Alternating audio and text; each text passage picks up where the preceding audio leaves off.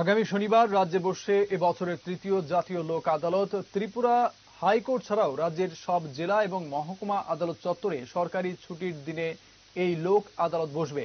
মোট ৫১টি বেঞ্চে ২৩,৯৯৪টি মামলা নিষ্পত্তির জন্য তোলা হবে। আগামী ১৪ই সেপ্টেম্বর ২০২৪ ইংরাজি শনিবার আমরা এবছরের তৃতীয় জাতীয় লোক আদালত অনুষ্ঠিত করতে যাচ্ছি।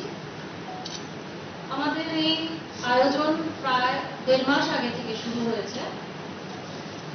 প্রথমে আমরা মামলাগুলি সিলেক্ট করি, কোন কোন মামলাগুলো লোক আদালতে গ্রহণযোগ্য। তারপর আমরা নোটিশ তৈরির কাজগুলো করেছে, সেগুলো পাঠানো হয়েছে। সমস্ত নোটিশগুলো ইতিমধ্যেই যারা যারা পার্টি আছেন ওদেরকে পাঠানো হয়ে গেছে। আমরা এই বছর প্রায় ২৩,৯৯৪টি মামলা নিষ্পত্তির জন্য আমরা লিস্ট করেছি।